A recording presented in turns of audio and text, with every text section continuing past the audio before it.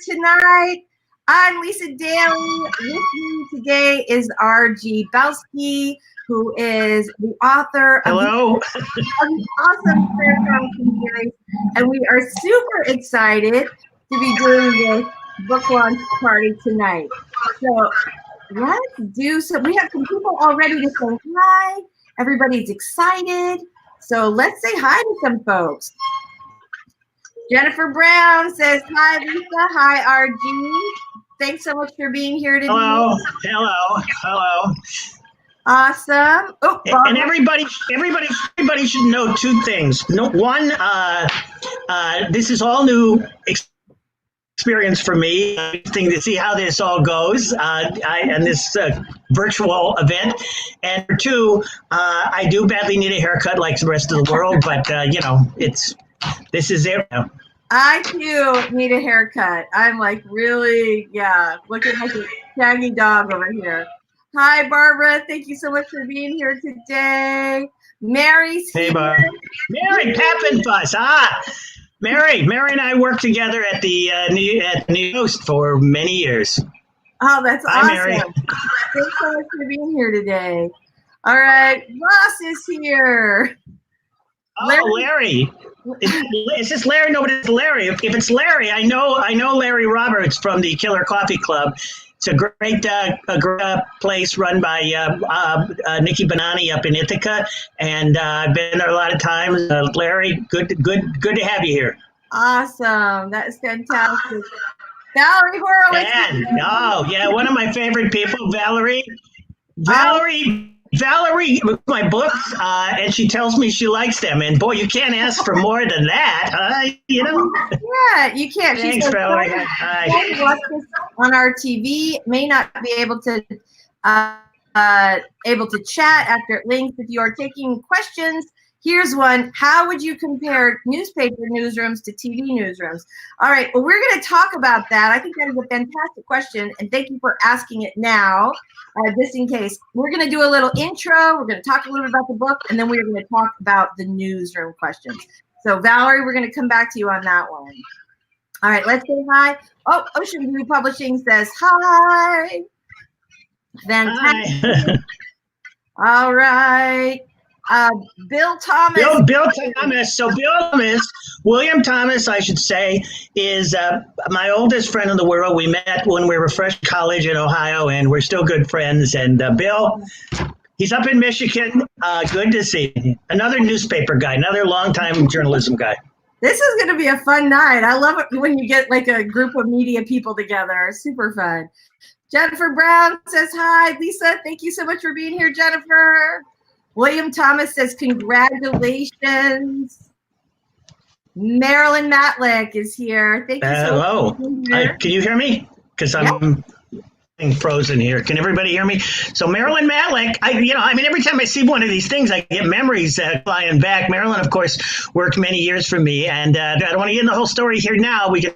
But the most famous headline in New York Post history, we both played not the major role, headless body and topless bar, but Marilyn was part of that as why she was the reporter who you helped us get that headline up there. And the story has been told many times, and Marilyn and I I'm sure are very glad to be a part of the legend. That's amazing. I have heard that. Everyone's heard that headline. That is phenomenal. Oh my gosh, you have such a great history in the media and such a great the headline has had many people claiming it, but the basic story of the man who wrote it is Vincent Mussetto, who was the managing editor, and he passed away a few years ago. But like I say, Marilyn and I, in most of the accounts that you'll see, we had our own role in making this happen. So that was 30 some years ago, and people talk about that headline. So oh my gosh, yeah, it's amazing. It's classic. All right, Greg Gittridge is here. Greg Gittridge is the man who helped organize this thing. I helped organize parties, and we've been friends for about 20 years. And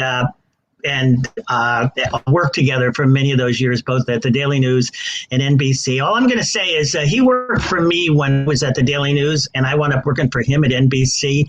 And, that's all I'm going to say. But there are interesting stories that came out of that. But he's been a big supporter and has helped me organize. So one of the traditions we have is he helps this party get set up when I have a book out. First, I have to write the book, and then he just helps me do the party. That's what. And he does the party part. Well, he did a great job because you got a heck of a crowd tonight.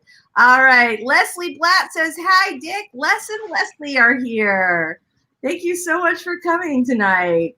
Congrats." I'm hoping people hear me because some of this is being frozen. Some of this is freezing on me, Lisa. I'm hoping people can hear me if I'm talking. Tell me if they can't. But I just saw Leslie Blatt. And her husband, Les Blatt, are, huge people in the mystery community, and they've been terrific to me.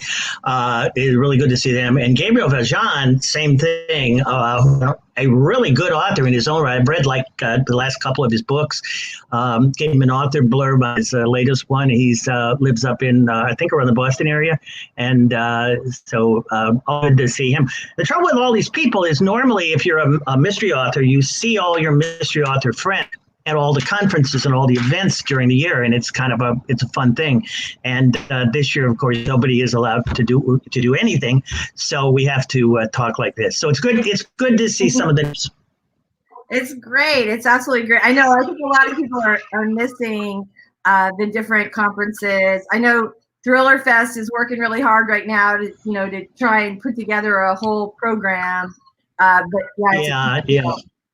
All right, so Ross Haarstad. Well, all the conferences have been canceled except for Killer Nashville at the moment, and no one really knows what happened with that. But and I think the feeling too with I think a lot of people, and myself, is even if they weren't canceled, people are going to be reluctant possibly to go because A, you have to travel, and B, you have to be in a room with a lot of people. So everybody wants to see what happens, but we all miss the.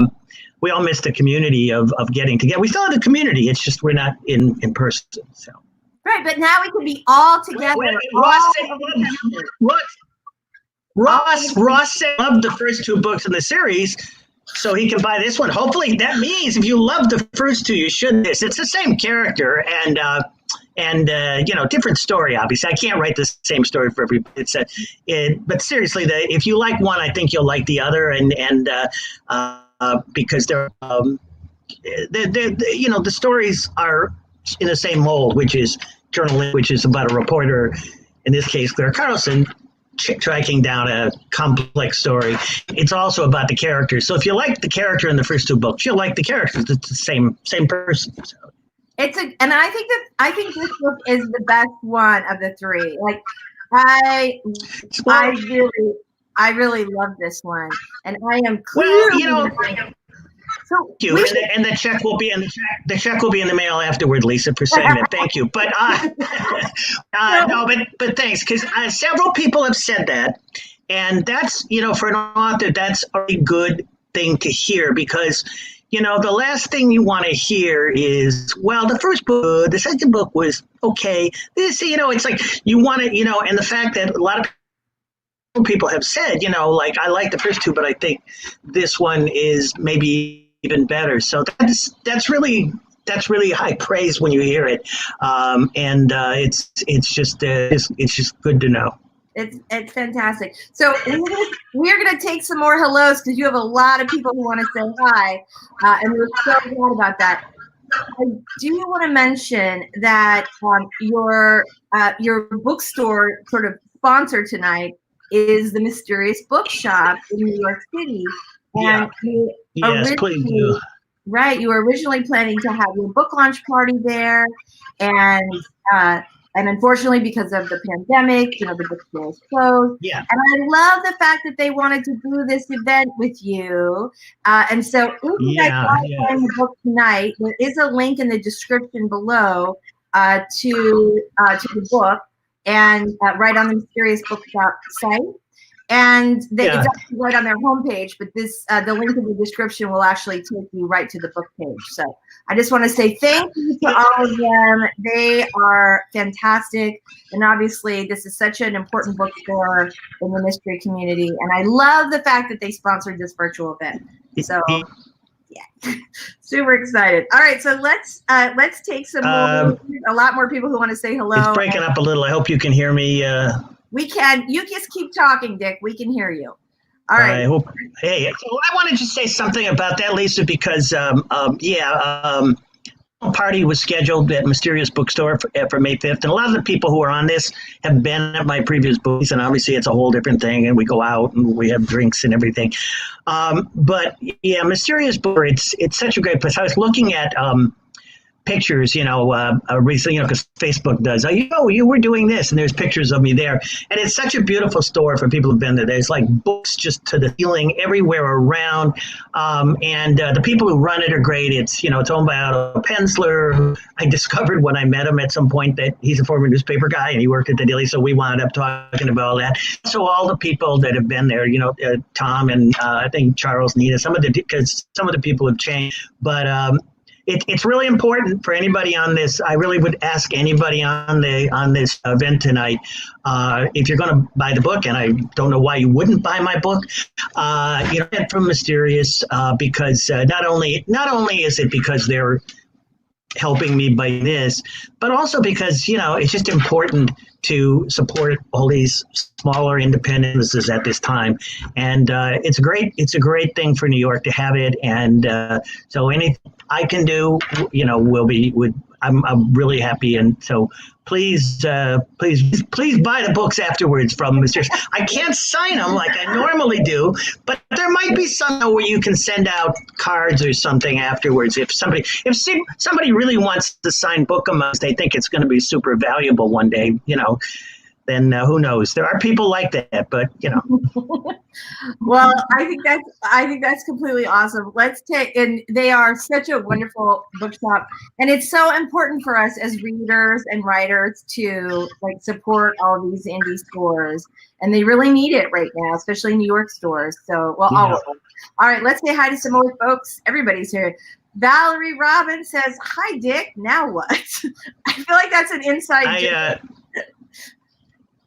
All right, very good. Ruth Pickering. Ruth Pickering says, I keep seeing people flit across the bottom of the screen, and we could do this all day. But it's like my past is flashing my eyes right now. Ruth Pickering is there, and she's already ordered a copy, she's telling me. Now, Ruth Pickering, I was talking about Bill Thomas, the guy who originally was my friend, freshman in college. So Ruth Pickering was on the Ohio University Post with me, and worked there in college together, and we caught up because she lives in Pittsburgh, and I did an event in Pittsburgh, and she welcomed some of your books, and I'm Ruth. And I was, oh my gosh, So there's the interesting thing about doing this. You really, really meet a lot of people, a lot of good people, from your past as well as your past present. That's awesome. That's so awesome. Josh Kleinbaum says, Belsky, congrats on the book and on making it to the launch party. Woohoo! That's Josh Kleinbaum. I hesitate to call Josh a friend, but we haven't. No, Josh is a great guy. He is he actually runs NBC Local now, which I worked at with him for 6 years. And he sometimes is known for making slightly inappropriate remarks about my age and not I'm going to be able to, continue to do stuff. But yeah, I'm still here, Josh, man. That's awesome. Oh my God, that's so funny. All right, Josh, he hasn't made it yet. Fingers crossed. Valerie, yeah, just kind of ignore the Greg Gittry quotes if you can, And Valerie Robin, I assume people can see these. I don't know. I can see them. But Valerie Robin, who's posting now, so Valerie and I met a coffee shop near my house where I write. So every morning I go out and I work. Well, I don't do it now, but when we could, out and worked in a coffee shop for 2-3 hours. And I met Valerie there. and we got to know. So she actually saw this being written, but only, in pieces, as I would be sitting in a coffee shop working. So Valerie, this result of all that coffee I was consuming there. So. That's awesome. I don't know how to say this name. Is it Zaina? Zana O'Neill is another person from NBC. I don't really. She's a really good friend of mine, and she's a journalist, and she's out and living the good life in LA right now. But thanks, Zana, for dropping in. That's awesome. Karen, hello. From Texas Hill County. You know what? Hey, hello, Karen. Hi, Karen. How are you? Hey, Dick. I think do you have like one of your windows open? The chat live. I hear a little echo. There you go. All right. So everyone. I'm sorry. What? Oh, I said it sounds like you have a window open that's running the live stream, so we're getting a little echo. So Mary says, "Hey, Dick, can't wait to read it." James McCrone says hello from Philadelphia. Yeah, Jamie's another really good author, friend of mine, a good author and a good friend of mine, and another guy that I generally see a lot at these events. And but we're staying in touch, as best as we can. That's awesome. In fact, the last time I saw Jamie was at the Mysterious Bookshop. We were at the Meg Gardner book signing, which I think was. It's these best-selling books, and we went, and I think that was probably the last actual events. It was probably like in February, probably one of the last actual events that took place before everything kind of went crazy. That's awesome. All right, so we have I can't say this name either. Can you say it? Matty Dalrymple, yeah. Another author. She lives in Pennsylvania, and we've done together, been on panels, hung out, and she's been a good friend and supporter. So, I hate to keep repeating this, but so many of these people have been. These are all people. And what's interesting about this is, and this always happens at these things, but I'm seeing it more because these names are flashing now. There's two groups of people. I have all the people from my journalistic life, which I did, and then there's a whole group of people that you meet when you become an author and you start doing this. And one of the great things about being an author is that everybody is really supportive of everybody else. They're not. I don't know, like people. If somebody gets an award or somebody gets a great review. Everybody jumps in and they're like, wow, that's great. And I try and do the same. So it's a really, really nice, it's a really nice community. That's awesome. Well, so Matty is a part of that. Matty. Hi, Matty. All right, let's go say hi to some more folks. And then we want to get in. And all these people, I can't get. Oh, we lost it for a second. It's a whole series of her own books. And so they're all people you should check out. Myron Reshetsky is a longtime fixture at was a longtime fixture at the New York Post until a few years ago. He was there during my whole 20-year run there. Kind of ran everything, the way managed everything. And he's, again, been a big supporter. He has this list, which has been written about actually in major media things, which is like hundreds of people who are Post alumni and people who work at the Post. A lot of people who have worked at the Post. And so he sent the invitation out on this, which probably is in a lot of the people like Marilyn Matlick and Mary Papenfuss and some of the people there that I know from the Post days. So Myron is, I've known Myron pretty much all my life. And and I think Myron has come to every one of my book parties. So he's at this one. That's great. That's so awesome. Gabriel says hi, Lisa and Dick. Gabriel also says Gabriel said hi to Gabriel. I already said hi to him. Well, if somebody wants to, but what are you going to do with the hair? Gabriel's taking a shot at my hair. No, I'm kidding. He's like, it is what it is. Right. I think the whole country is in desperate need of a haircut right now. And Gil the Outlaw is here. Thanks so much for being here tonight. Hello, good evening. Oh, so Gil, wow, Gil Stewart from, Gil, I also lived down in Princeton as well, New York, and Gil was my neighbor there for many years, and she's another, she lives in the city now, and Gil has come to pretty much all my recent book parties. So Gil, I'm in New York. I'm not in Princeton, just like you, I guess. So, so we're here, trying to, doing the. Awesome. That's awesome. Jerome says, nice book. I'm almost finished. Thanks so much for being here. Jerome was our media editor at NBC Local, but I was there for 6 years, and but we also have, had a lot of fun together over the years. And it's interesting when you leave journalism and you start writing books. There's people who really relate to the books, and some people, some people are like, oh, you wrote a book that's but they're not really into reading them or doing them. Jerome is one of those people who's read, I think, every one of my books and has been super supportive. And, one day, Jerome, we'll actually have you at one of these things. But it's great that you could log in here and finish the book. And I hope the hell you like it. And if you like to finish, write something, because he writes a bunch of stuff that he puts up online. By the way, he is not known as McClendon. He is known as J-Dog, Jdawg. So that's what we. J-Dog. All right, thank you for being here tonight, Steve. Pam Carpenter is here. She said, "Hey, Pam and Jim." That's is awesome. This Pam Carpenter with Jim Nesbitt? Is that I know a Pam? I know Pam and Jim Nesbitt. I know if that's this. I assume that's who she is. I didn't know her name as Carpenter. I know Jim Nesbitt, he may be on this thing too. He's a terrific author, friend of mine, and his wife is named Pam. So I'm guessing that this might be her, but I don't know. So all right, Pam, if that is you, I don't know. Maybe it isn't. Pam and I don't know. Pam, if you could tell me exactly.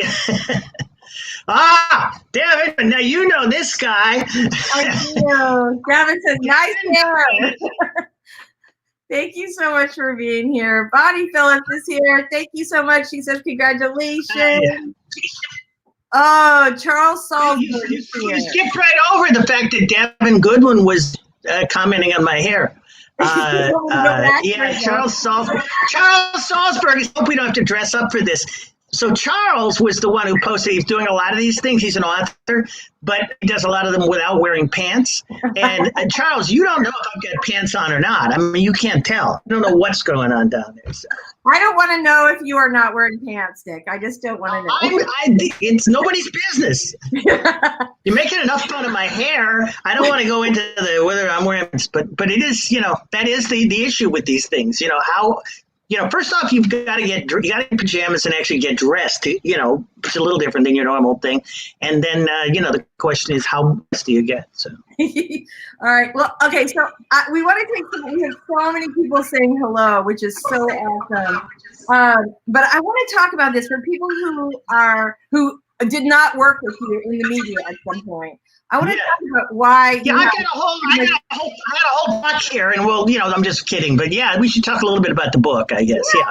Right. So and we're in the background. Well, go ahead and ask the question. Yeah.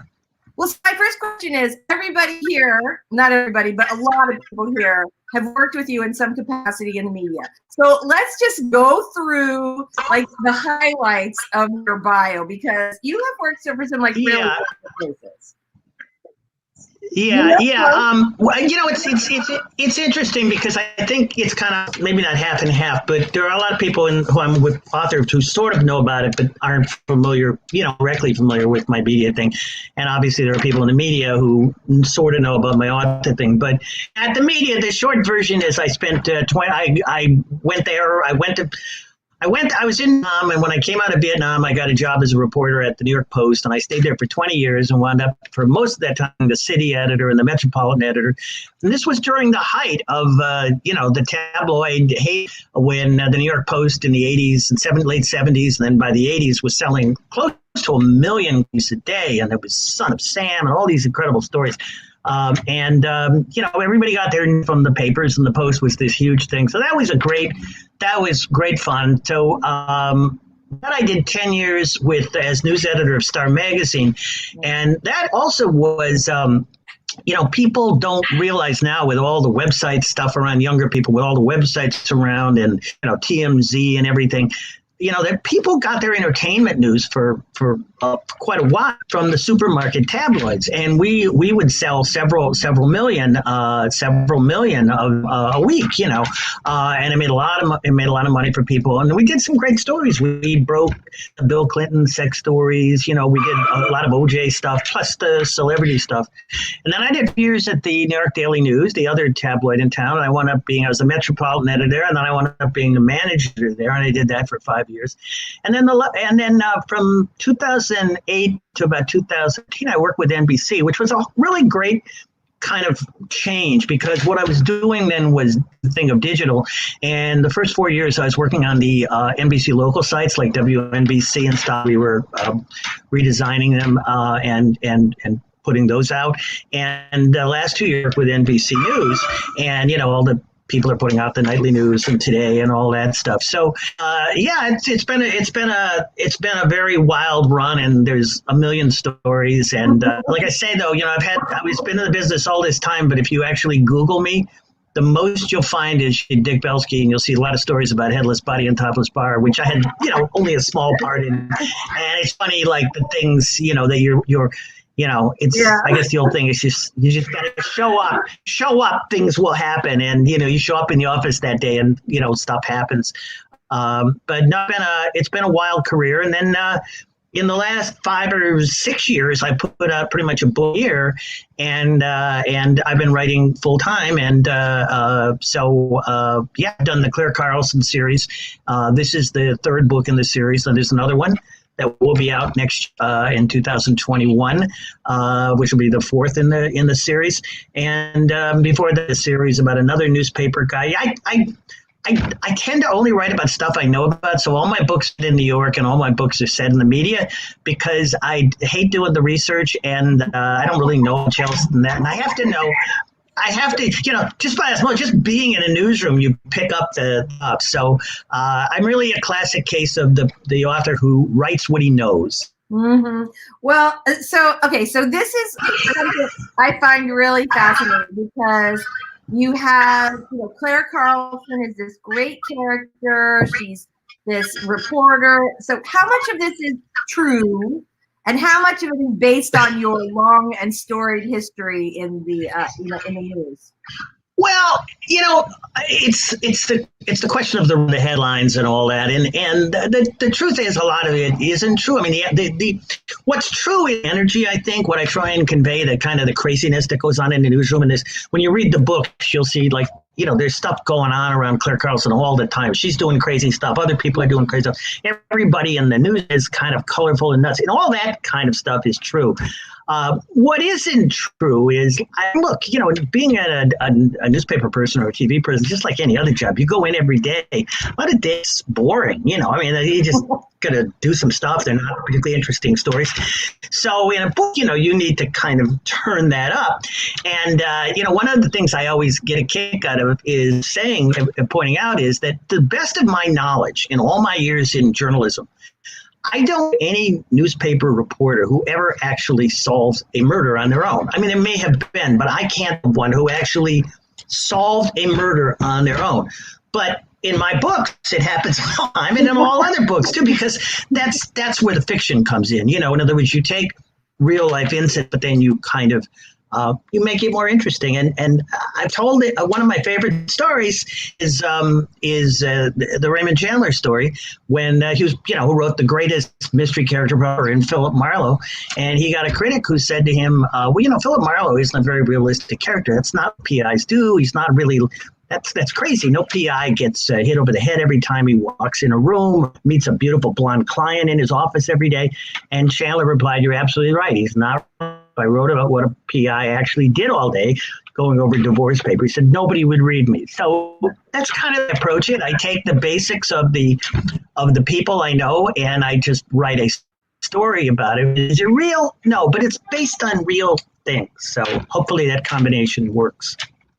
So one of the things that I found really fascinating was that you covered Son of Sam back in the 70s, and you used that, right? You used that in the book. Yeah, that was one of the inspirations. So this book, In the Last Scoop, there's a couple going on, but the basic story revolves around a serial killer. And the inspiration for that was, so when I was very young, very, very young then, of course, in the late 70s, was Son of Sam. And I was at the Post in the midst of all the craziness that went on in the summer of Sam, in the city lit terror and all that. So that was the inspiration. But as I got very clearly in the book, my serial killer is completely the opposite of Son of Sam. So, I didn't want to write like a Son of Sam. So my character, where Son of Sam and Zodiac and the classic serial killer you see in books and movies, taunts the media, writers to the press and the police, brags about his latest killing. My character is the exact opposite. He's called the Wanderer because he kind of wanders around from state to state. He kills people all over the country, but he knows it. So in other words, he doesn't publicize it. So when Claire discovers this, she realizes that over a period of 30 years, this person has killed maybe many people. And no one's ever put it all together because they're like, there's a murder of somebody and it's never solved. Right. And then, 6 months later, there's a murder of somebody in Florida, and there's no reason to connect that. And that idea actually came to me from an element of some. Nope, we lost which you.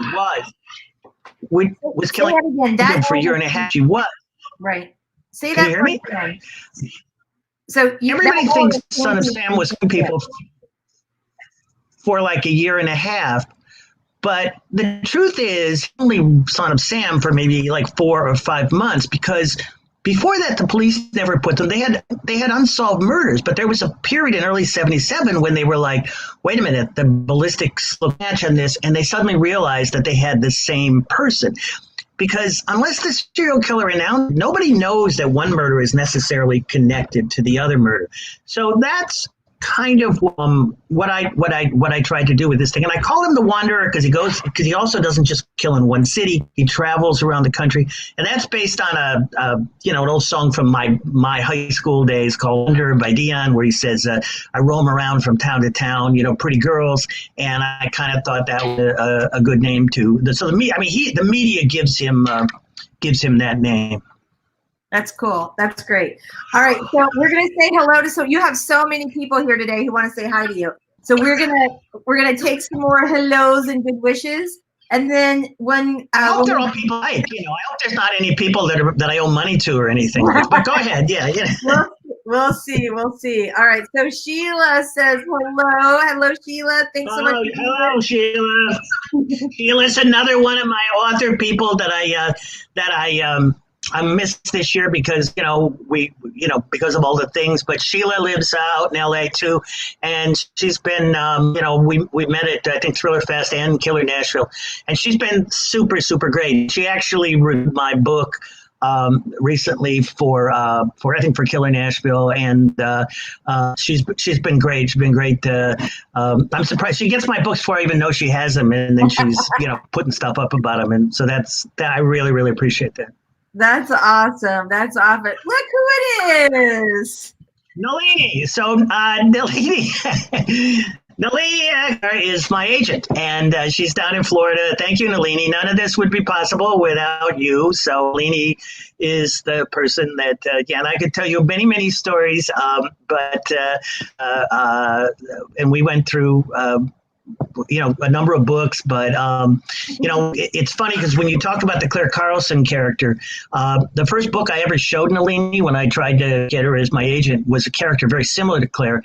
And she was like, I really like this, but do you have what else do you have? And then I showed her my book called The Kennedy Connection, which we decided was the first book we ever. And then we put out a series of other books, and then at a certain point, I came back with this TV character, and so we've been able to now do this whole series and create the Carlson character, who I love. But Nalini's down in Florida, and look, one of the great things when you're an author, people say to me, "Oh, do you need an agent?" When obviously it helps and everything, but the greatest thing is to have somebody that you can support. And there have been times when Nalini has talked me off the ledge, and and it's like so that's great, Nalini. Glad you could finally make one. I know you're down in Florida, but this way it doesn't matter. Wherever you are, you can be here. That's right. We're so glad you made it. All right. So Moonman 50, this is Wade Walton says, congrats, Dick. Wade Walton, yeah, he's in Pennsylvania, and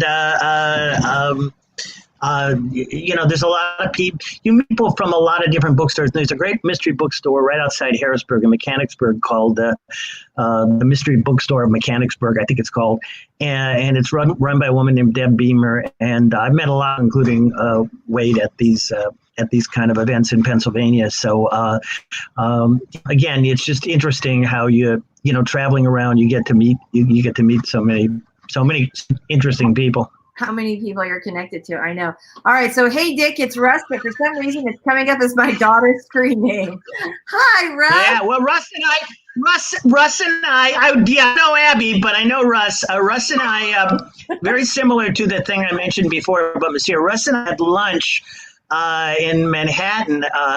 It seems like forever ago, but I guess it was a few months ago. So, Russ is another author I've met at various events, and we got together for lunch, and that was, again, one of the last times that I've actually been out socially with someone. What used to seem so common now is obviously like, oh my gosh, but so it was a nice lunch, but we didn't know that we weren't going to be able to do that. That it might be the last lunch ever in the universe. No, I don't know. We're all gonna get there. Yeah. And here's my friend Bill Thomas again. Yeah. And awesome. All right. So Pam Carpenter says Nesbitt's in the house. Okay, that's the Russian. Yes, Pam. So Pam is Jim Nesbitt's wife. They got married, I think, within the past year, but is terrific. We hung out a lot at the conferences. And hi, Pam, and I'm going to talk to Jim probably tomorrow anyway. So Jim should do one of these. Jim would be great. Jim Nesbitt. He writes really good books. They're called the Ed Earl Birch series. They're very hard boiled, and let's just say he's a larger than life character. So Give me a call, Jim. I'm up. Okay, so this is awesome. And I was just thinking we were sort of getting like the real New York book signing experience with the siren outside. So that was nice. All right, Steve. Yeah, Steve Legrice. Now, so Steve Legrice. Steve Legrice was my boy. All these people who were my bosses, they still come and talk to me. So Steve was my boss for 10 years at Star Magazine. He was the executive editor there while I was the news editor. So apart from working very closely with him, Steve, I think, has read all my books. I wrote a series back in the early 90s that hardly anybody probably would know about or remember read. It was about another TV reporter called Tim McKay. It was like from 92 to 94. And Steve read all those. He's a big reading man, and he's continued. He shows up at my signings and stuff here. And again, in the days when we could have signings, but we've known him for a long time, and it's kind of cool because I know him on two levels. I mean, I know him as somebody. All right. Oh, we lost the audio there. Hopefully you fixed that. He went on to do a lot of other magazines. That's awesome. All right. So Gary Grossman says, congrats. This is so cool. Oh, Gary Grossman, my friend another guy from Los Angeles. Gary and I met at Thriller Fest. He's a terrific, wish he could. he's got a terrific thriller coming out later in the year. I just read it. He gave me an advance copy, and I was happy to give author a blurb for it. And it involves terrorism and international intrigue and politics and all this. It's a big thriller. So I generally hang out with Gary when we come into Thriller Fest, but he's a terrific guy. He's also one of the, and this probably is not important to anybody but me and Gary, but he is one of the world's biggest aficionados and knowledgeable people about the old Superman series, not all Superman, the 50s TV series. And he wrote this incredible book about anything you ever wanted to know about Superman. So, like, when I first met him, we were on a panel together, and he told me that, and I was let me in. I want to hang out with this guy because I want to I have spent long periods of time discussing with him how Superman died, how George Reeves, the first Clark Kent, was it suicide? Was it murder? We've spent a lot of time doing that. So Gary's a great guy. Check out his books, and I think some of his stuff might even be up for some kind of a TV or movie thing. If it isn't, it should be. That's super cool. That's super cool. All right, so we have hello from the Cleveland cousins. Oh, I know. Oh, yeah. Hadley. Well, Hadley is the so my this is my cousin. I have some relatives back in Cleveland, and my cousin Nancy has a daughter, Beth Daddis.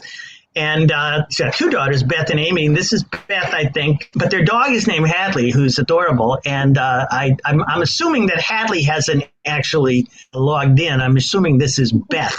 And Beth's another person who just read the book. So I'm sure she's not going to order it here. She read the book because she couldn't wait. She had to have it immediately. And again, has been very supportive. And I try and go back to Ohio once a year to do book events, and she and some other family members always show up, and that's another thing that's not happening this year. But Beth, it's I think we're going to I think it's being rescheduled at the moment for likely in the fall. So hopefully I'll get there. Awesome. All right. So Valerie says, here with EFF John D. Great to see you live. That's Valerie, woman that from the coffee shop that, there's no coffee shop now, but yeah. So Vicky Weisfeld, Vicky, everybody here should, thanks Vicky. Everybody here, she lives in Princeton, but she does a lot. I mean, she's an author herself. I mean, she writes stuff. She's written some short stories things like that. I know she's working on other stuff. But most because she's a mystery critic, and she reviewed The Last Scoop very, very well. So she writes for a crime website, but then she also has her own blog website. If you Google her, I'm on her subscription. I get her stuff in my email in the morning sometimes, and she writes about everything. I mean, she writes about books, but she writes about movies so yeah, I'm in New York, Vicky. One day we'll get back to a Starbucks in Princeton and talk writing. But that's awesome. All right, we're gonna take some more. We're gonna take some more greetings, and then I want to talk about Claire. All right, here we go. Let's take some comments. Valerie says we're raising a glass of I cannot pronounce this to you. How do we say? I don't know either. Yeah. All right, CO Savvy's here. Thank you so much for coming. All right, so hello, hi. Says love the Mike Clancy. Mike Clancy, one of my good friends. He's a great guy. We're really. Hey, Clance, how are you? I can't describe in a sentence. It would take an entire hour to describe it. We got to get back to the book. All right, here we go. We're gonna say hi. Hi, Lisa. Thanks so much for being here. Hi, Gary. Hi, Lisa. Mysterious Bookshop in New York. There's Gary again. Great, yeah. That's awesome, Matty. I like the online option. Contain many more launches than I would be able to in person. That's awesome. See, that is a thing. It's like so many of these people would never get to my book party in New York. I'd have to go there, and people are logging in that have never been at my book party before. That's awesome. I'm super happy about that. All right, so let's talk about Claire because someone brought up the character earlier, and I want I love this character, and I think it's because for me, like I've been around the media for my entire career, and I really, you know, my best friend is a news anchor for 20 years, and so I really connect with Claire. But like, let's talk about like what's great about her, where is she growing, you know, what. And if you guys have questions in the chat, let us know, and I'm going to try and get down there, and we'll talk about the books then. So let's talk about. Well, Claire, yeah. Well, Claire, two things about it. One, Claire is this kind of person that, and I've known so many people like this, and probably involving it as well as myself to some degree, that when you're in the high stakes kind of world of what the media was, that I knew so much, like, you know, so competitive and so intense. And it was before there were all these other outlets, and what you put in the paper, what you put in the magazine, it mattered so much. And people would get obsessive. I mean, you lived your life on it. I mean, your life was the getting the big, you lived and died with it.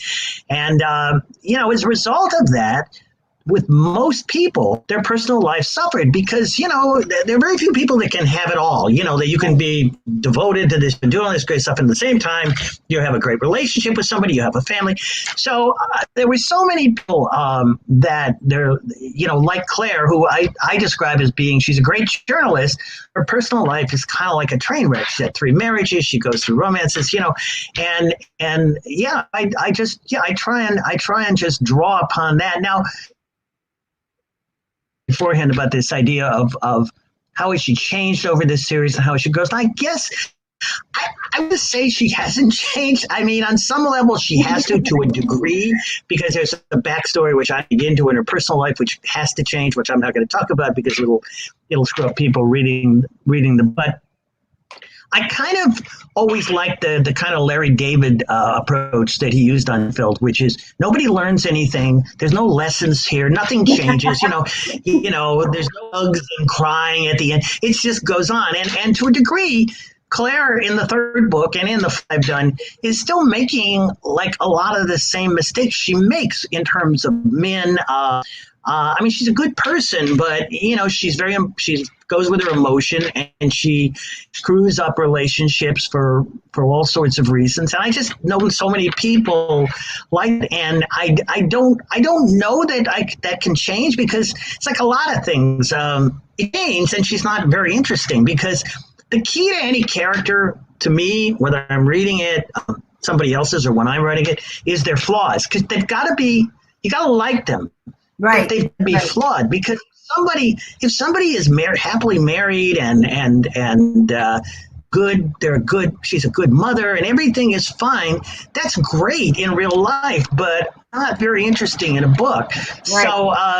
So I think at the moment I continue on in various romances, and I think that will probably continue, because. If you were to settle her down and get her married, that it would just change the whole dynamic of what she does. So in each book, there's one guy that's sort of carried over from 2 books, but hasn't carried over successfully. And it's like sitcoms. It was just like real life. And Sam and Diane. All right, so it's not very interesting anymore. So I don't know if she changes. There isn't there, depending on how many more of these books I write.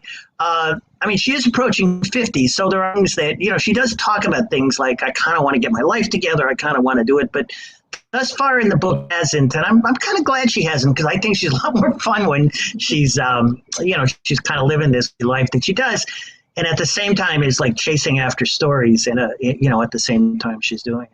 Yeah, I think that's one of the parts I really like about her, actually. So Gary's asking a really great question. He says, run us through story development. You tell such great stories. That is true. Dick Belsky has a story for everyone.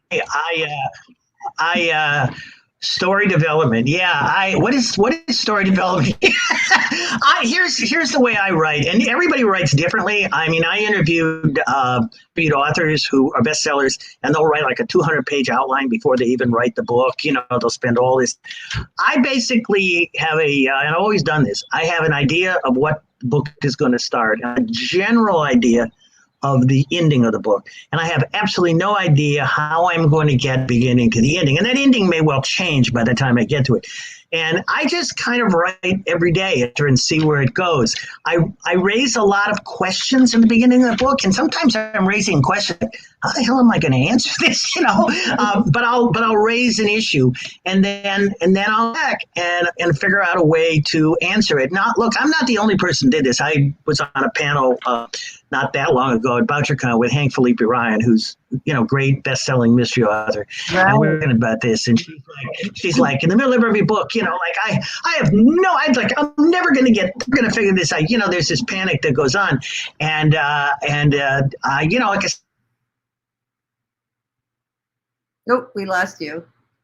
I was sitting in the middle of it. I don't know how she's going to get out of it, but I did.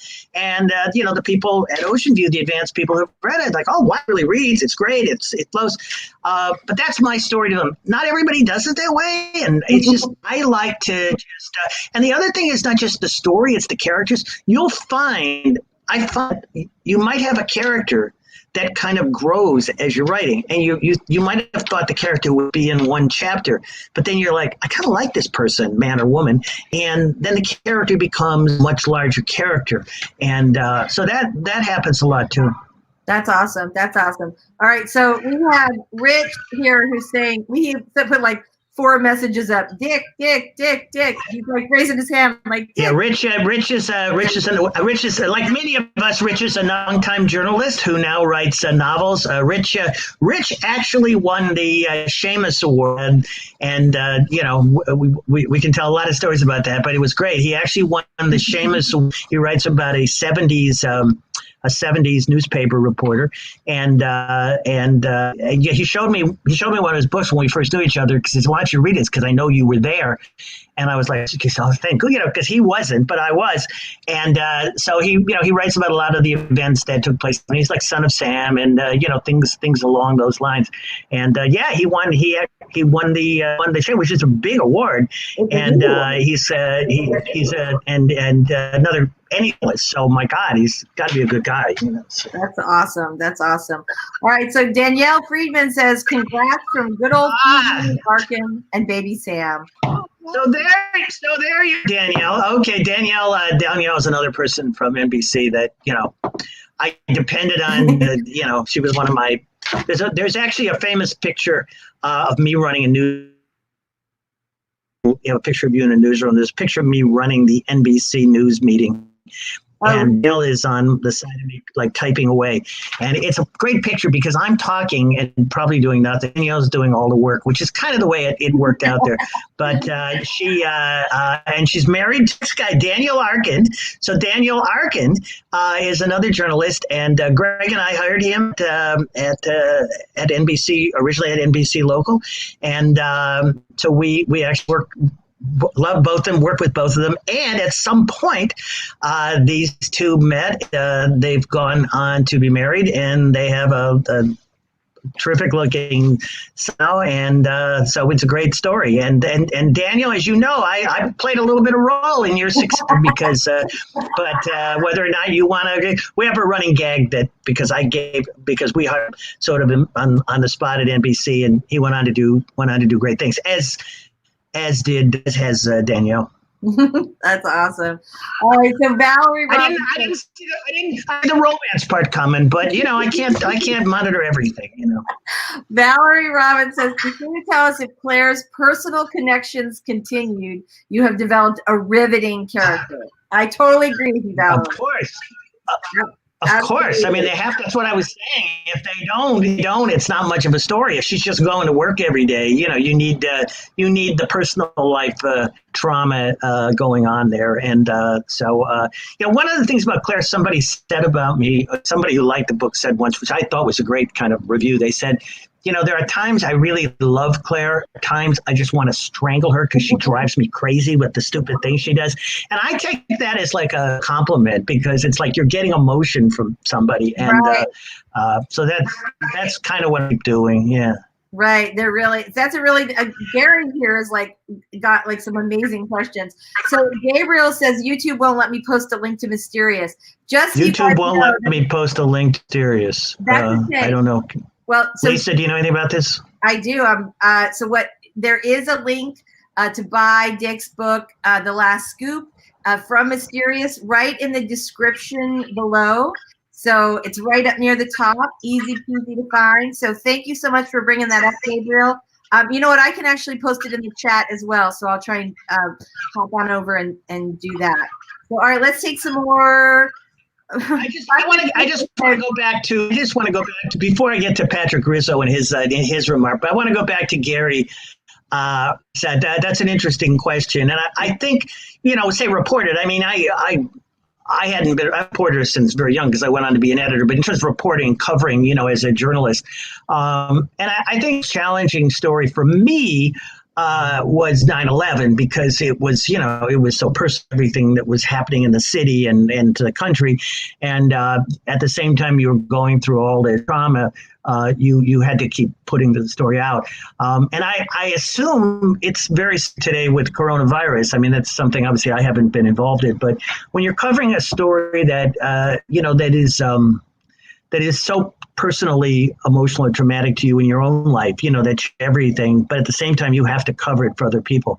I think that's challenging. So for me, it would probably be 11, but I think it's very challenging for people with all the obstacles now to be reporting coronavirus. I mean, I can't even imagine like how difficult that must be. And because as an editor, you have to get the stories, but at the same time, you have to make sure that your people are protected. All right. Rich says, where's Baron, you mean? Inside joke? What's this? Baron Bircher is another author. I think he might be on here, so we'll see. Because I want to go back to Rizzo, who said, I didn't know you could write. I couldn't write anything at NBC, but I've written books now, Pat. Pat was the a business editor and a lot of stuff for me for us at NBC, and he's interestingly, he's another journalist myself who's been around. He's been a lot of places. I think he was at Reuters, a lot of places, and he was a huge person for us at NBC, a real pro. And one of the things, and I hope I'm not sharing anything I shouldn't here, Pat, but we've had lunch and stuff, or we've talked anyway. I think we talked about lunch. I don't know if we ever have, but we've talked about him writing a novel. I know he's been interested, and I hope one will still do that. And I will come to your launch party, Patrick Rizzo. And I mean, look, I'm writing books, so clearly I can write. Now, whether or not I could write at NBC, I mean, that's a whole other thing. I didn't have to write at NBC, Pat. I basically had people like you, and so I was managing editor. I could just tell other people to write. I didn't really have to do any work. All right, fantastic. Okay, so let's see. Here we go. Russ says, got myself sorted. Congrats on the new book. Baron has made an appearance. Baron is everywhere. His aura covers Baron is everywhere. This is Jim, who's Pam's husband, who I wasn't sure, but who Pam, but this is Jim, who's Pam's husband. I already gave a plug for you, Jim. I mentioned your series, Editor Birch, and everything. And he's great.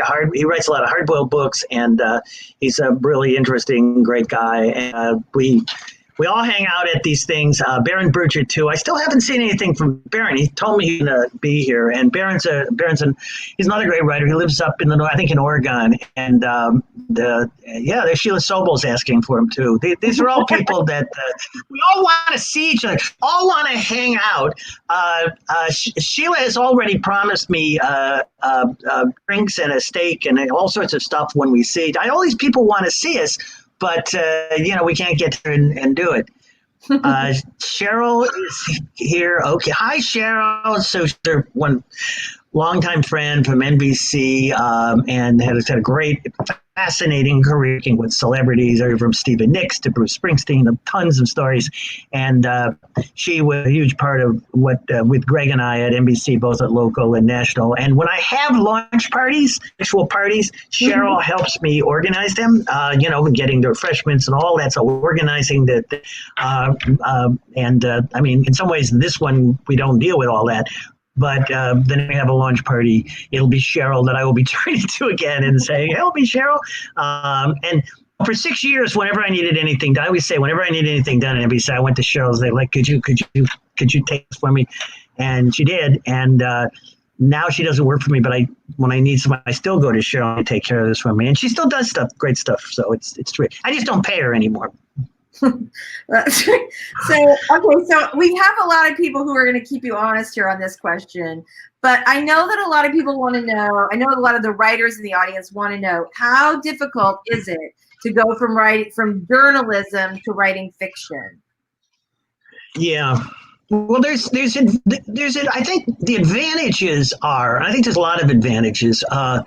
Number one, that you know how to write a clear-cut story. You know, as a journalist, you have to be straightforward and clear. You can't wander around. So as a journalist, I'm not going to write a first chapter describing set without anything going on. You know, I'm going to get right into the story. And I think that's important.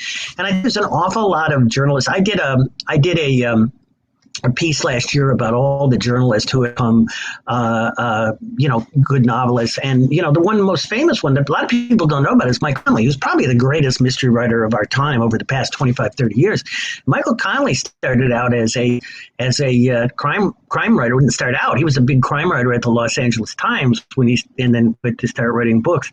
And, I interviewed him not long ago about one of his books, and he actually said, if I hadn't been a journalist, I don't think I could have ever been a novelist. And Hank Felipe Ryan is a journalist. I mean, and then, a lot of people that, just like Rich and some of the people who've written books here. I mean, Jim Ned, a lot of people who it's a great thing.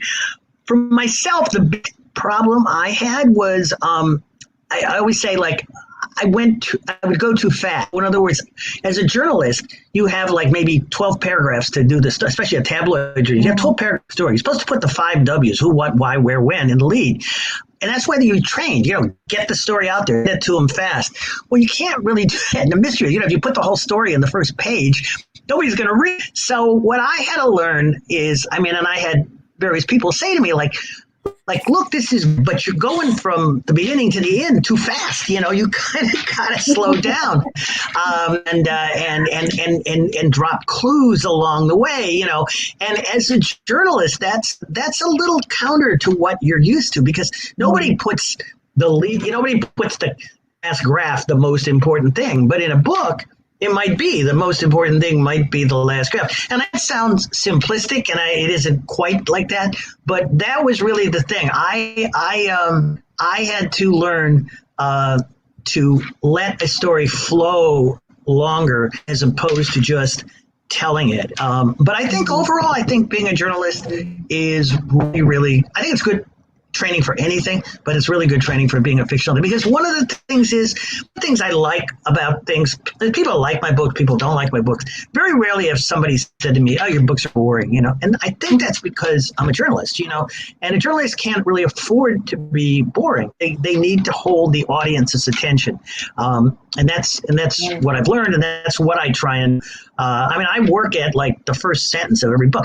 I'm the kind of person, and I think a lot of people, if I pick up a book, I read the first sentence or first paragraph, and I'm either in or out. If I don't like it, then I won't keep. And I think a lot of people are like that. So I don't mess around. If you pick up my books, I think, the first line of this book I just had here, the first line of this book is a woman who deals in lies for a living.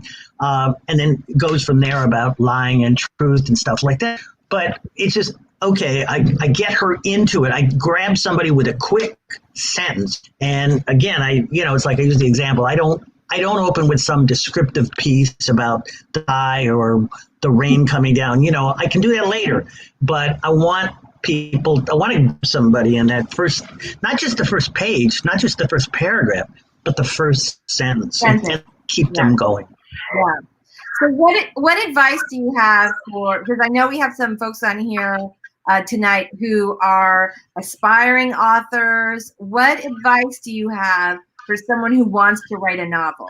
We also have a lot of journalists who probably have like an idea for a novel in their head. It is the most simple advice, and it sounds trite, sounds like a cliche, but it is the only advice. And that is, if you want to write a novel, you got it down and write a novel. And I mean, I know I talked about writing a novel. I've written for quite a while now. This is like my 14th actually, and so I did a lot in journalism. But when I was like long time when I was very young, I was talking about writing a novel, but it wasn't until I actually sat down. And when you're down, it's not easy because you can think, oh, I can write a novel. Then you sit there and you're like, well, you know, the blank, it used to be the blank, now it's the blank screen. And everybody, you know, a lot of people taught it, but if you really, and that's fine. Maybe you want to talk about you don't really committed to doing it. But if you really write a novel, this is what I've done, and I think most people, you need to sit down every day and work at it. And it may not be great, even if it's not great, but you can't do nothing. You have to, in the ways I go there and I would go to a coffee shop or something, sit there and like, I don't even know what to write. But then you would start to write something and some would go down. And sometimes it would be not great, but a lot of times it would be better than you think it would, but maybe it would lead to something else. And that is just really the key to me is just, I try and write, and most people, most of my author friends on here do the same. I try and write something regular day. I don't wait until you get a creative idea. Don't wait for inspiration to strike. It doesn't happen. You know, it's like the only way inspiration strikes is if you kind of draw it out. So I would just sit down every day and something. And the other part of that, which I always tell, something I've learned along the way, don't stop at any point. Don't get caught up in some dilemma. Like you're on chapter 5 and you're like, oh, I'm not sure of this. I better rewrite it. Don't. Just write it and keep going. I write just straight until I'm finished, and then I go back. And then you can fix all the stuff. But sometimes that stuff is fixed because you've actually fixed it as you're going along. But if you start trying to rewrite early chapters and you start redoing them in different ways, then you know, from the way you're never going to get through because you're just going to do it over and over again. So I write all the way through, and I try not to do. For me, try not to do too much research when you're doing it. I mean, I know one author told me, and I don't do it quite like this. He doesn't even allow himself to be on the internet when he's writing. He goes someplace where he has no internet, and he just TKs all the way through. So whenever he doesn't know something, he doesn't look it up.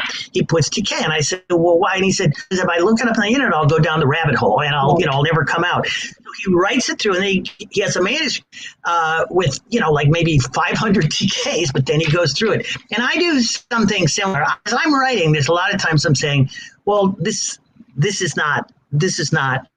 doesn't work this way, but I'll worry about it later. And and again, the other thing, like I said, is I deliberately raise a lot of questions that I don't know the answers to, but I don't worry about the answers at that point. I just keep going. If I raise a question about something in chapter 10, I don't sit and say, oh, don't worry about it. I just raise the question. And then later I can worry about it. Because if I can't, I can always go take that out. But look, that's what works for me. Every writer works differently. That's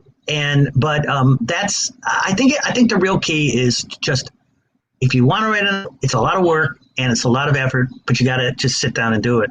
Just got to keep going. All right. So one thing I know that a lot of your media friends are dealing with now is the whole Me Too thing that has just permeated everything, but especially journalism. So you write about that. Let's talk about that, little romance. Let's talk about that. Yeah, I wanted to, I did want to raise that, Lee, because I deal with that a lot in this book. So Claire is, Claire's a woman, and she's also a woman exec, and she's in a newsroom. And I try not to get too much in current events, but it's like because she has most of romances in the newsroom, it's because it works better that way with the story. It's kind of impossible not to relate to it. And so, and I point out that, we have Riley and Matt Lauer and all these people, Charlie Rose, who've all lost their jobs, because of inappropriate relationships in the newsroom. So Claire is in a different situation, obviously, because she's a woman, but the guy she wants to go out with is working for her. He's a consultant, been hired. And her friend who's a lawyer is kind of saying, look, I know mostly Me Too is against, for me, where men are accused of things. But if you're his boss and you have romance and it doesn't work out and you you don't keep him on or you fire him, there's like various things. And I have one passage in there which I really love, where this woman lawyer basically goes through all the possible scenarios that could happen to Claire.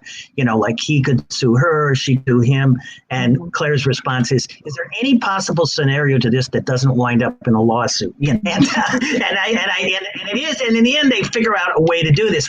I also have a relationship going on between the two co-anchors, and this sort of is like the more people who actually had a relationship and wound up getting married. And so one of the co-anchors married, he leaves his wife for the co-anchor, and so there's issues there in terms of the office. And then I have another one which happens a lot in offices. I have an older cameraman who makes a joke about the editor of one of the TV newswomen, about how sexy it is.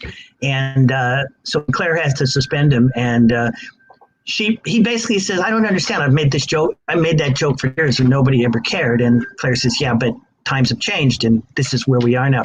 So I deal with that book because I think I don't deal with a lot of current event stuff in the book. Like, I do some social media stuff too, because you have to. I mean, you can get in trouble getting too current because things change, but other times you can't just pretend that the rules are the same. So it was kind of interesting to do this. And also, like I said, Claire is coming at this not only as a woman, which is a little different, but also as a supervisor. So She has to be like responsible for the people underneath her too, and make sure that they're like not. That they're following the rules that everybody needs to listen to now. Right. All right. So what's coming up next for Claire? Do we have? What's that? I said, what's coming up next for Claire? Do you have any news to share? I'm sorry. I'm having you're breaking up there, Whisk. I said, what is next for Claire? What's next for Claire? Oh, yes. Oh, yeah. Okay, yes. So I just finished a book called Beyond the Headlines, which is the next Clare Carlson book. And this one will be out so I won't talk too much because it won't be out till spring of a year from now in 2021. But the things that I did in this book is I drew a lot. I've always wanted to write a Vietnam novel, and I never did. And this has a big Vietnam angle. It has a lot of stuff that went on 50 years ago in Vietnam that's coming to fruition now, in current day. That Claire. So to get the story, ends up having to go back and deal with a lot of stuff from this war, and a lot of that is I wanted to write about, and also because it's something. I write about what I know, and that's a history that I experienced, and so certainly Claire hasn't, but one of the characters in the book has, and so I deal with a lot of that, and but it's like I said, I think I just finished it, but it's the same Claire character. So if you like Claire in the first couple books, you'll like her in this last scoop, and you'll like her in the next one. I don't think she changes. I don't think for worse. I think she's the same person. Oh, that's awesome. All right. So if you have comments in the chat, let us know. I'm going to put a few comments up right now. Rachel says, let me know if you want to license a Facebook photo of you. I took the All right. So Rachel Reek, another NBC person, a terrific woman, and she a lot of stuff, but she took a picture of me in like 2009 when I first went on Facebook, and it's a picture of me kind of looking goofy in the newsroom. If you look on Facebook, it's still my profile picture, and I've never changed it, because I've not changed. You've never changed it, and so she's like, "Do you have my picture up?"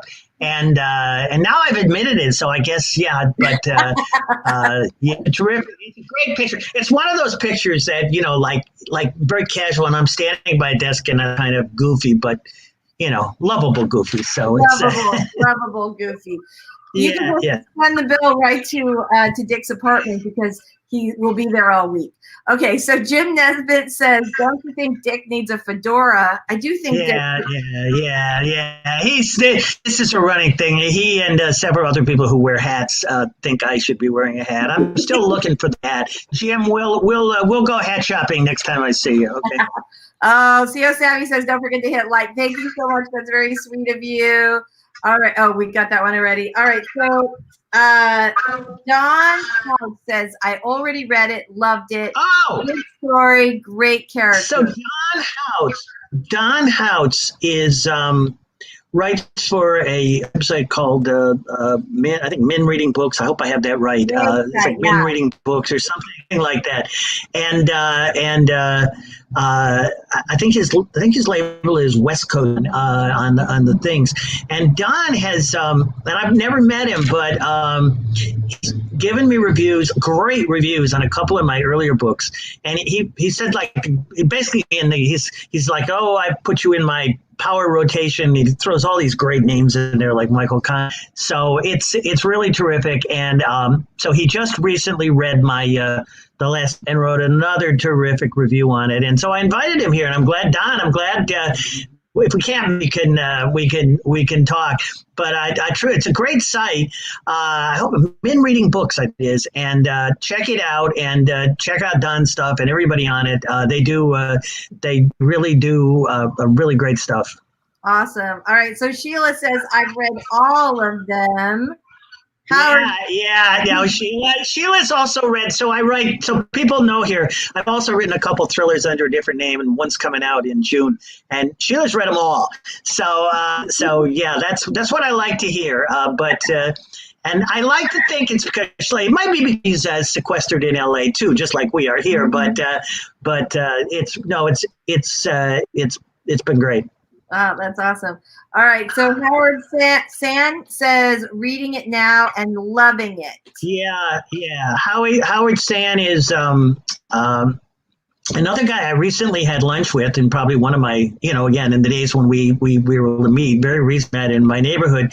And Howard, we've talked about writing off and on, but the reason I know Howard is his father was a legendary newspaperman in New York, Paul San, who was the editor of the Post when I got there, and played a huge role in my career and make city editor, and so I never knew Howie then, but we know, and we've talked about his father, and his father was a legendary guy, and huge, just a huge, one of the people, like a handful of people who've been just a huge, changed basically my journalistic life by making me the city editor of the Post, and a lot of good things happened after that. And Paul San actually was an author too. He wrote a great book about Dutch Schultz, and So Howie's still involved, I think, in that book and getting people to read it and stuff. That's awesome. All right, so Charles says right now you're frozen in place, but you look like Charles says I'm frozen in place. I think that was a while ago. Is that true? No, you see me? I don't know.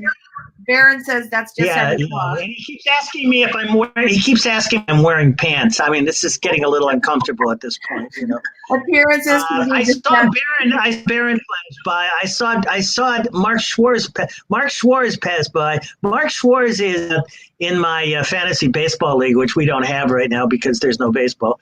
Hey, Mark. Now Davin's jumping in on the pants thing. Okay, guys. All right. Thanks, stick to that pants. Can't get that out of my mind. There's pants. I don't know if you can see it. There's pants. Theo Savvy says, I always envision Lisa being barefoot for everything, including a fancy dinner. Now you're not wrong, and I am barefoot right now. All right. Yeah, I don't have either, but I have pants, so Okay, so John Oswald wants to know, I find it fascinating that you take the role of a female author. Why? Not that there's anything wrong with that. I find I've done both. My last series character was a male reporter, Gil Malloy. The reason this character is a female, I've written more female characters probably than male because, to be honest, I find them more interesting to write in many ways for a lot of reasons. But the reason this character is a female is the first book in the series, which is called Yesterday's News, was not to be a series. It was supposed to be a standalone, and it involves a personal story involving Claire that required her to be a woman. The story couldn't have been written with her as a man. So I had to have a woman as the protagonist in Yesterday's News. Now, when I wrote that story, I never figured that it would be more and then the people at Ocean View. Then I should mention Pat and Bob Goosen, Ocean View, who are like terrific people, and they've been great, and they've become good friends, and they do a terrific job, and they put out some great books. When I was in the process of we were coming up with a title for the first book, Pat said to me, and I don't think Patty knows this story, but Pat said to me, well, we want something that'll work as a series because, this is going to be a series, right? And, I was dumb for a minute, and then I said, oh, yeah, definitely a series. And, at that moment, it became a series because, my journalistic career, you never say no. You just say, yeah, I can do that. Yeah. And it worked out fine. And the one issue that has come up with this is not so much that she's a woman. She's the news director of the station. So again, this worked in the original story because she was personally involved. There's a reason that the news director was chasing after stories. But a news director doesn't do that. A news director is in her office. So in each book since then, I've had to come up with a reason why she's doing it. In the second book, it's because her boss is involved and wants her. And in this book, it's because an old mentor quit and dies, and she feels personally involved. But, if I had to do it all over again, I probably would have her. It would be easier if she was just a reporter. But, it's because she's a new actor, and I got locked into that in the first one. There has to, and look, you gotta stretch credibility a little bit here because, you come up with a reason why she's out doing, and I mean, not everything is super realistic. Most news directors would not be out covering stories, but in fiction, it works. It can happen. Okay, so Jim Nesbitt says he thinks you're getting more comfortable writing a main character who's a woman. Is that true? Again, it's. I actually like female characters. My very first book I ever wrote, and probably was in the. So I sat down to try and write a novel. I talk about never, talking about it. When I started to write my first novel, I wrote this novel. I wrote the beginning of this novel anyway, and I wrote it to a friend of mine. I remember where we were. We were having dinner, and she was in the publishing business actually at the time, and she said, well, and I had a male reporter like Joe, somebody who was doing stuff. And she said, oh, it's good. It's good. But, what if you were a female? Wouldn't that be interesting? And this was at a time, too, in the 80s where, women had much less of a chance to do big stories than they do now. I mean, there was a lot more where women did certain featured things and they weren't as hard news. But wouldn't that be interesting? They had a hard news one reporter and she had to stand the check. And I went, yeah, that would be. So we gave the person a name. Her name was Lucy Shannon, and I gave my character to this woman character. And the book just sort of came alive at that point, So I've always liked writing women characters. I think I've written 14 books. I think about 8 of them are probably females, and about 6, maybe 8 or 9, and 5 or 6 of them are male characters. That's awesome. All right. Bonnie Phillips says, from upstate New York, now I have to buy it. You're going to love it. All right. But buy it from Mysterious and get it mailed to you. Yes. Yeah. So I'm not sure this person, E-Trauma, says, hi, Dick. Congratulations. No, I'm not sure who that is, but we should point out, and I mean, if you're going to buy an e-copy, it is also at a special book pub deal right now. But right now, we hope you'll buy the hardcover Mysterious. But it is also out, obviously, as an ebook. It is, definitely. All right, so I have Plucky Posty gets action. I have no idea. I think he's referring. Yeah, I think he's doing a post headline. I think he's doing a post headline there, which is not a bad. Plucky was a word we used an awful lot at the Post. Yeah. All right, fantastic. Eva Wright says, "Hey all, sorry I'm late. Eva, you made it just in time." All right. Let's see. Eva says, I was promised serial killer talk. Did I miss it? You did, but you can always watch the we did, yeah, but there's an awful lot of serial killer stuff in this book, and like I said, I think he's a different kind of a serial killer. It's more like I read a lot on Ted Bundy before I did this, because my character, much more than like a Son of Sam, even though I was originally inspired by Son of Sam, because Ted Bundy is, when you read about him, I mean, he moved around. There was a period where nobody really knew what he was doing, but he was also charming. I mean, like Son of Sam is this kind of loser, post office guy who was like all screwed up. Ted Bundy was like this really intelligent, really successful guy. He went to law school. And he was charming, and he was good looking, and nobody thought of him. And I talk about that too. Like, that's a really scary serial killer when you don't look like it. You look like the nicest guy in the world, but you're really a serial killer. So, and in fact, I opened the book. The opening quote is from Ted Bundy, and I don't have the exact quote, but it's basically like, the thrill of it is not the killing, it's the power. And I look in the victim's eyes right before they're going to kill them, and they look at me as God, and that's this great feeling. That's the thing that is just about a serial killer, because there's no reason for it. Like, so if somebody is killing a lot of people for money or insurance or something like that, that's one thing. I mean, it's terrible, but there's a motive. It's the idea that he's killing for the thrill of it. And it's sort of what Son of Sam did in a different way.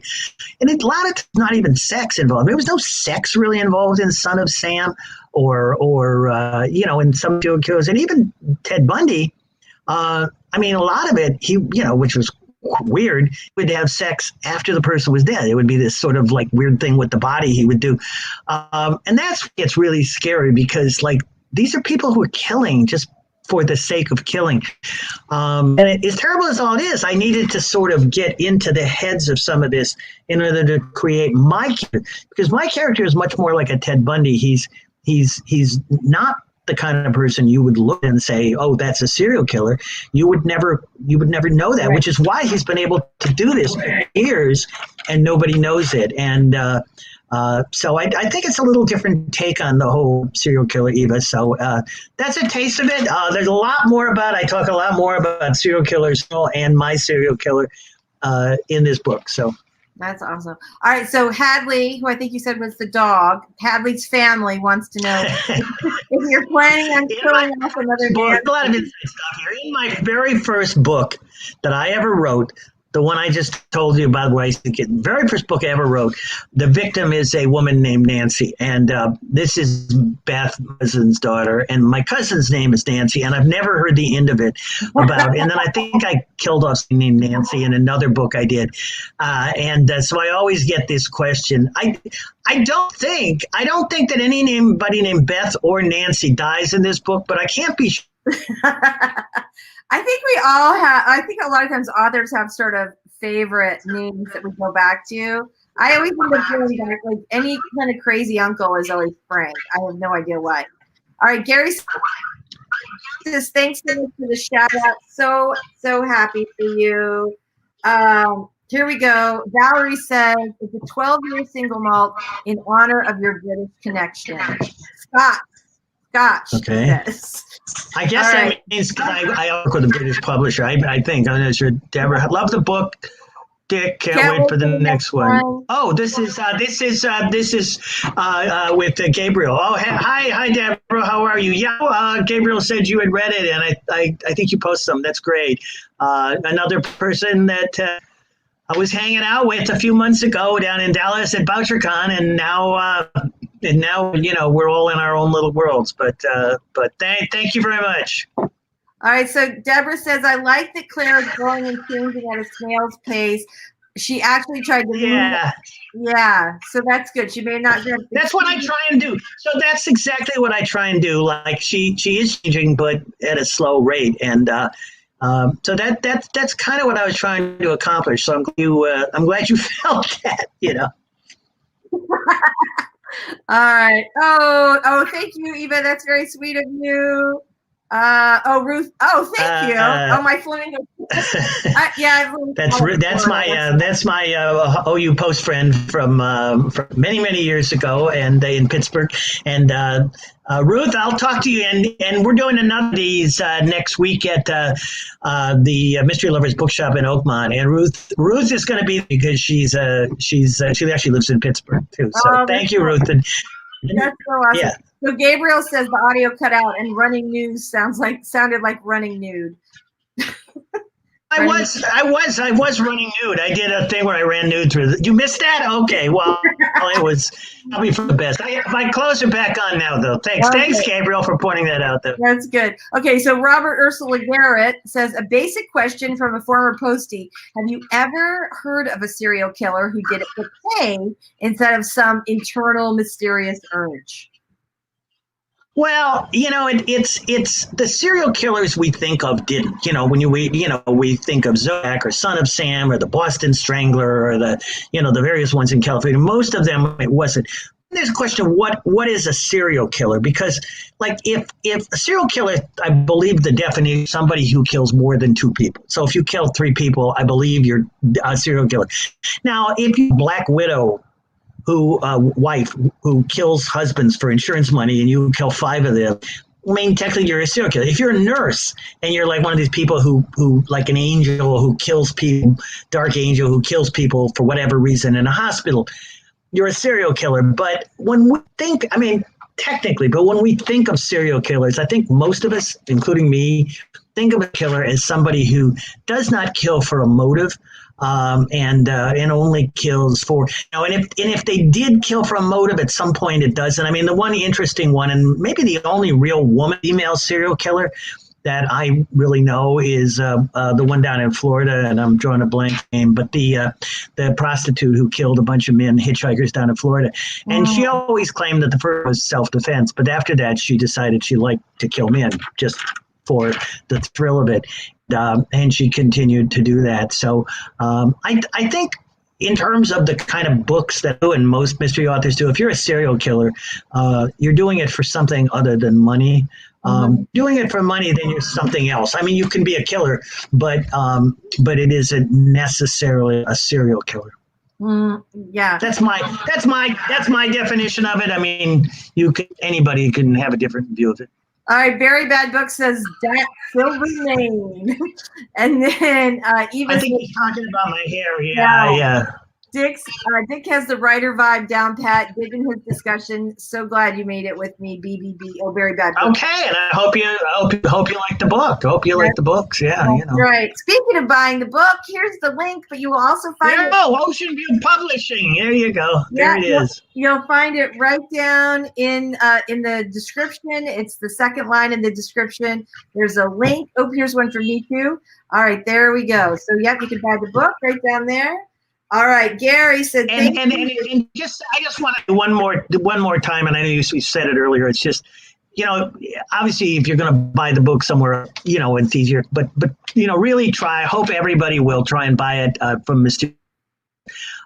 We really want to thank them and also support them. Yeah. And I actually did this for somebody today. It's really easy, to do this. You go there and they'll mail the books out to you. And it's just basically it's just like getting it on Amazon or something else. And so support Mysterious. I know I am, and we're trying to do that. Yeah, they're a fantastic bookstore. They have. They're the oldest, I think, mystery bookstore in the U.S. and possibly the world, and they're an institution in New York. So we definitely want to support them and help keep them in business. So Andrea said, "Congratulations! Looking forward to reading it." Best, Andrea Pizer. So. Andrea Pizer is a long time. I hired her at the New York Post, and she knows the story on that. It was one of the best things I ever did. I hired her at the New York Post. Nope. As a columnist at the Post, and she told me the most really kind of very complimentary things. She has a daughter who's 21, and her daughter found one of my old books and apparently read it and loved it. And I'm wow. And she said, my daughter really loved your book. So hopefully your daughter, Andrea, hopefully your daughter is going to be the last scoop now, and as are you. But I hired Andrea a long time ago at the Post, and I hired a lot of good people over the years. And but she's great, and she's been a fixture in New York for a long time now, as not only as a columnist, but as a woman columnist and somebody who gives a very unique point of view in her columns.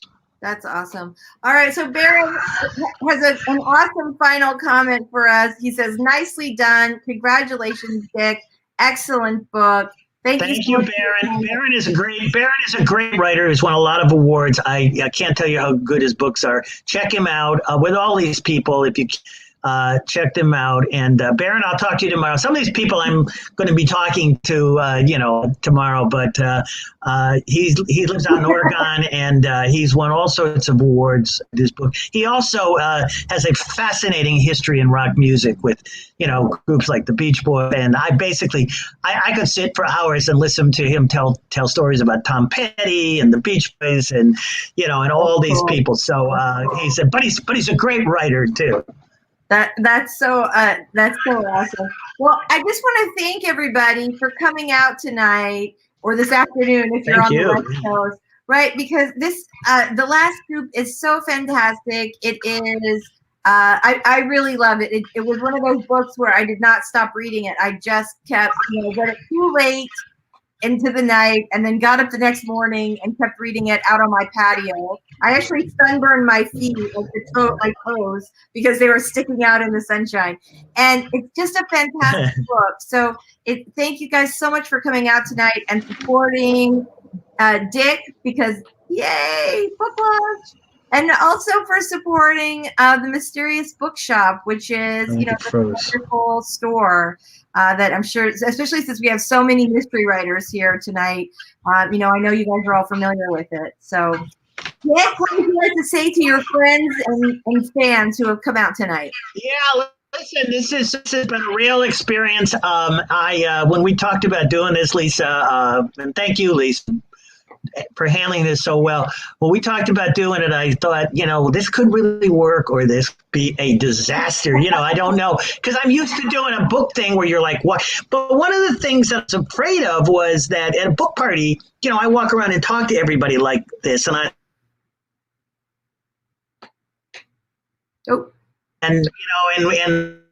so I've been to not just talk about the book, but actually relate to all the people that are there. I still would love to be at a place where we could all hang out and talk together, but this is a great fun. I really appreciate everybody who turned out and who helped me. You, Greg Gidridge, and it's been. And I see we've been doing this for an hour and a half, which is pretty. I'm just looking at my thing here, so it's been great. I know. The plan was to go for an hour, but there were so many questions and you had so many great stories. So I'm sorry if we kept you guys too long and you're, missing your dinners. But I think it was such a great night. So congratulations to you, Dick. And the last scoop is amazing. Thank you. If you guys want to get it, you can get it. There's a link right below for the Mysterious Bookshop in the description. And of course, if you want the ebook, that's available everywhere as well. So thanks so much for a great night. You want to say goodbye, Dick? Thank you, everybody. Thanks, everybody. Thanks so much, everybody. Bye-bye.